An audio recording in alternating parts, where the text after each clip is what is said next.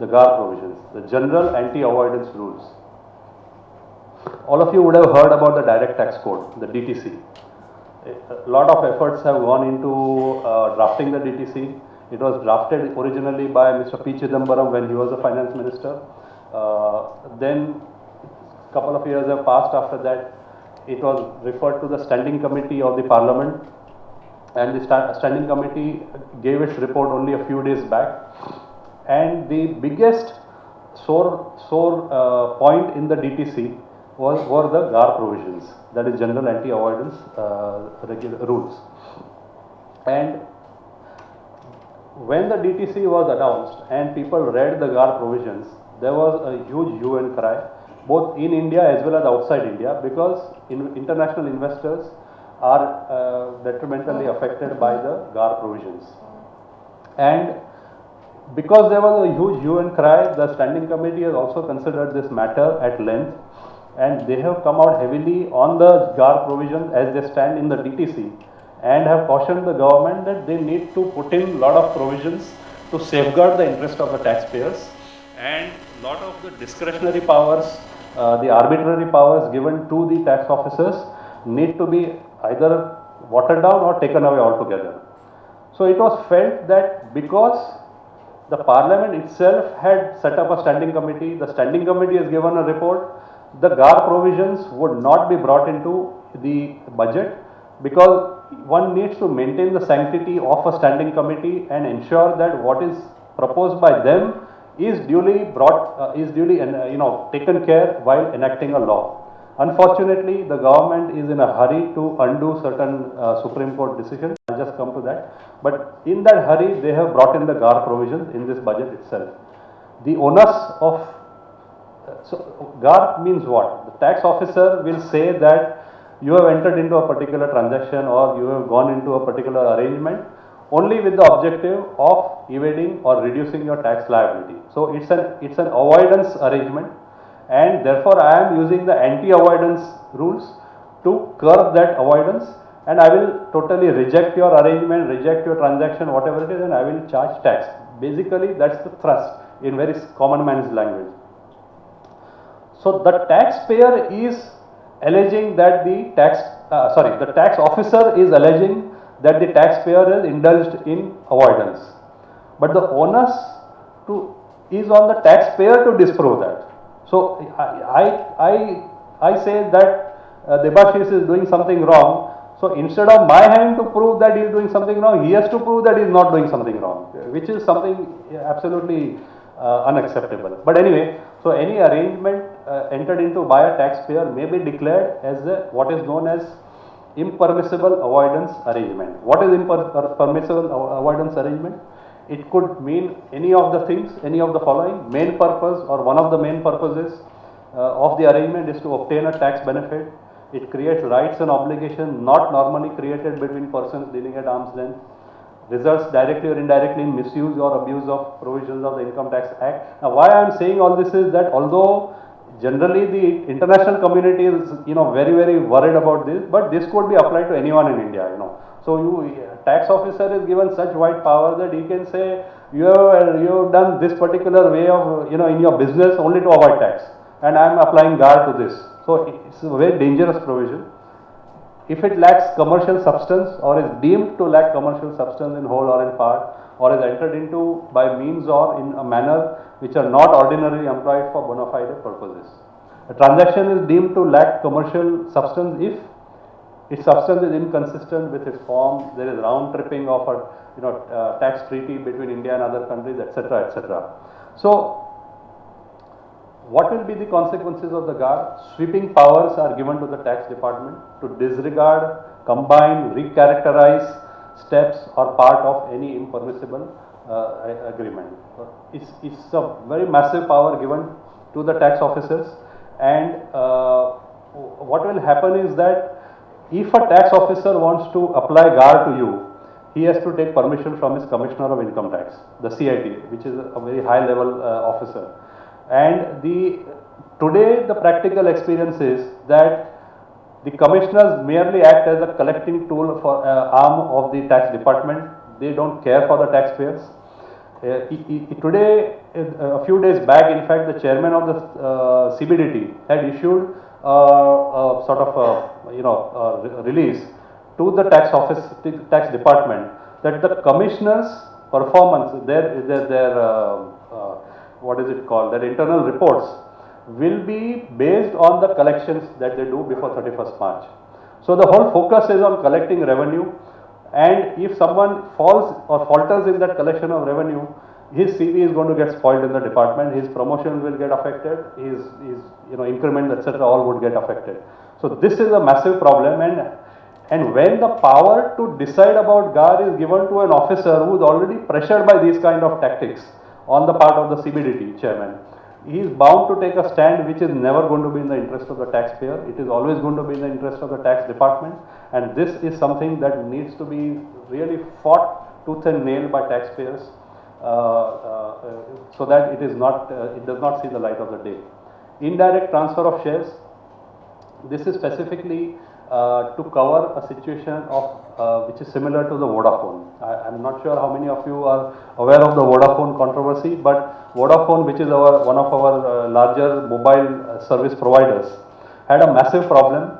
A demand of 10,000 crore rupees was raised on Vodafone because the shares of the whole, I mean, there was a very complicated structure whereby the shares of the Indian company were held by some company way off in some other part of the world, and there were some 32 companies in the whole holding company subsidiary structure, extremely complicated.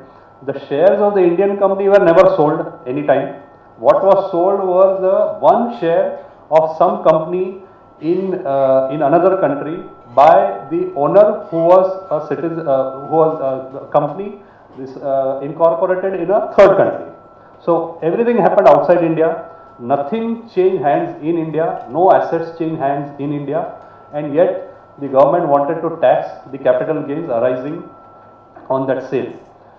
That means what they wanted to do was tax the indirect transfer of assets or indirect transfer of shares of an Indian entity. The so Vodafone obviously fought the case tooth and nail. It went to the Bombay High Court, it finally went to the Supreme Court. The Supreme Court, the Chief Justice of the Supreme Court was one of the judges who gave the judgments. The three-member bench gave the judgment. All three were in favor of Vodafone. It was knocked out. The demand was knocked out. Government was ordered to refund 2,500 crores which it had taken as an advance, as a part of the demand, along with interest at 4%. So the department lost a very, very prestigious tax battle, and to take revenge against the Supreme Court's activism, against the Supreme Court decision, now they have brought in these provisions into the Income Tax Act, whereby, and the worst thing is, this is a retrospective effect from 1st April 1962, which is the date on which the current Income Tax Act had come into force. The Income Tax Act is Income Tax Act 1961. So the day on which the Act came into force, with effect from that day, they have amended the various provisions, and they are now trying to tax these kind of things. What this will mean is, it will have far-reaching consequences on the foreigners coming into India, or who are even thinking of investing in India. They will think 10 times before putting their money into India. And as if all this was not enough, they have put in a separate provision, a validation clause, which says that if any demand is raised by the department in the past, that is validated now, and nobody can say that it is a wrong demand and they have every right to recover it. This is adding, I mean, not only insult but something else to injury. So the Supreme Court ruling on Vodafone is sought to be negated by this. Another example of how retrospective amendments are once again brought into the picture. The definition of royalties has been widened now to include software payments. There is a massive controversy on whether, when a business house buys software or makes payment for a software, whether that payment amounts to royalty or not. And the relevance of that is because of the TDS provisions, that whether to deduct TDS or not, or whether in the hands of the software company, whether it is taxable in India or not. And this is very relevant for foreign software companies who sell their software in India. Also, the definition has also been widened to include payments for transmission of satellites. So all the foreign satellite companies which are allowing their satellites to be used for beaming various TV channels into your homes, into your offices, those are going to be affected, because when someone makes payment to those satellite companies, now satellite company may be in Bermuda, maybe in USA, wherever, those are now, it is with effect from 1st April 1962, it has been said that these are always taxable, and you need to deduct tax. It is interesting to note that all these things are relevant only in the past few years. Software, satellites, all this, we never even had a TV in 1962, and software, it was only in once Rajiv Gandhi came to power in the 90s, that FDI, we opened up and started getting people to come into India. So, amending this with retrospective effect from 1962 is absolutely ridiculous, because it doesn't make it, first of all, it has no meaning. No. The only thing it is sending a wrong signal to the foreign investors that this is a country where the government will do anything it wants, and the whole plethora of court rulings which have come on this particular issue, on software, on satellite transmission charges, etc., which were in favor of the taxpayers, in favor of those companies, have all been again overturned with the help of this particular amendment. Another one, and this really takes the cake. India enters into double tax avoidance agreements with a lot of countries. We have 70 plus DTAAs presently. The idea is that if a person who is a tax resident of, say, America is sought to be taxed by the Indian authorities for some income arising in India, then there could be double taxation. So to avoid a double taxation, there is a double tax avoidance agreement.